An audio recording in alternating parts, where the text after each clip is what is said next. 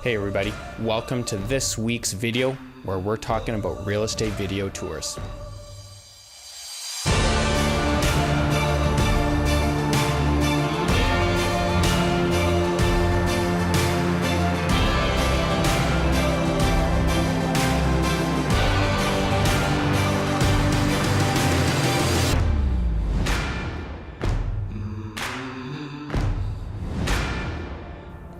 The first thing you're going to need is you're going to need a tripod with a fluid head. Make sure you get something with a fluid head so you can get those nice pans.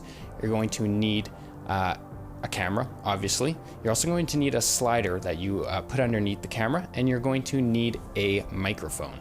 You're going to go tripod, you're going to go slider, you're going to go fluid head, you're going to go camera, and then you're going to go microphone. First thing you do when you show up to a shoot is you want to get the part with the talent done, the part with the realtor done first. You want to film the audio.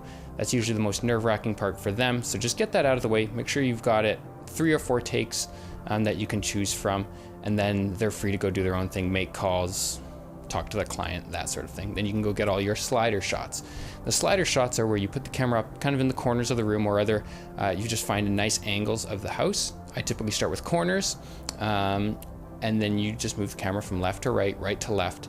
And when you're doing this, you want to make sure that you are kind of angling the camera at a focal point. What really sells this is if you have the fluid head nice and loose, and as you're sliding, you're also panning the head and focusing on something, kind of the center of the room or some sort of object. So you do that kind of from each corner of the room.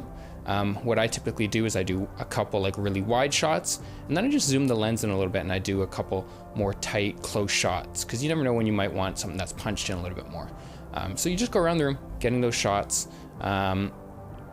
and that will give you a good base to start with. Then what I do is you can either put on another lens, or you can just zoom in and just go and get all those details. Get the fireplace, get some of the industrial looking lights. Maybe if they've staged it nice, get some of the nice staging stuff. These won't be big parts of the clip, but it's nice to have those details. And it will really sell the house, especially when you're talking about the kitchen and you're looking at the backsplash and you're looking at the faucets and you're looking at the cabinetry and the handles. You want to get those details, because especially in something like a kitchen, that's a really important thing that you want to sell in these houses. So spend a lot of time just getting your wide angles from the corners and then close-ups as well. And for the most part, that will be enough to get you started. So that's where we're going to stop for now. Just get those shots. Then once you're in the editing room, you want to get your music. Find something that's royalty free so it doesn't get taken down by Facebook. Next thing you want to do is you want to edit the narration part, the part with the realtor talking about the house. Make sure that you cut out any bad parts, put all the good parts in, and then add your music and make sure that the music's not too loud and that the realtor talking is not too quiet. Get it nice and balanced.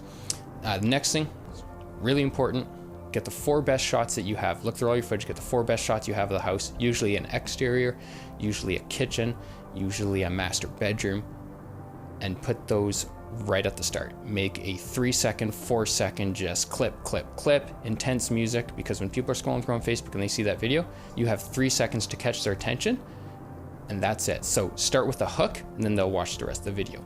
And that's where you come in with the realtor who talks about welcome to the house, kind of shows the house, and as they're talking about certain things, you simply just show it. So they're talking about the living room, you put in those living room shots. If they're talking about lighting, you put in those close-ups of the lighting. If they're talking about the kitchen and the cabinets and the backsplash, that's where you put in those shots. It's pretty self-explanatory. One tip you want to do when matching up these clips, because they're all sliding shots, is you want to match the movements. So make sure if you have a clip that's going left to right and a clip that's going right to left, you don't want to have them side by side because it'll clash, right? Because if one's moving left to right and the other one's moving right to left, it just looks funny. So one simple solution is just reverse the speed of that clip so they're all going the same way. Another thing you want to do is make sure you apply warp stabilization just to remove any micro jitters you might have had. Even if you don't think it's jittery, just do it and you will notice a difference. It's a lifesaver. So once you've done that, you actually should be 80% done your video. The only thing now that you need to do is kind of just make a few corrections. Maybe you want to color correct it. That's what I personally do. I add a little contrast. I remove a teeny bit of saturation, and I remove the yellow hues, because you get a lot of mixed lighting. You get a lot of like halogen lights, and then you get the lights from outside, which are white, and they clash and make your house look really like orange and blue. Is I typically just white balance to daylight, and then I just remove the yellow saturation. You can do this pretty easy in Premiere with their color correction tools. This will give you a nice kind of balanced looking image that isn't really ugly and contrasty and super yellow. That's basically it. All you have to do is add titles at the end, and add subtitles if you want. I do. They perform better on Facebook. You can also use Facebook's automated subtitles if you want, but I prefer to just add them in myself. And that's basically the steps that you have to do to make your own video. It's pretty simple to get started.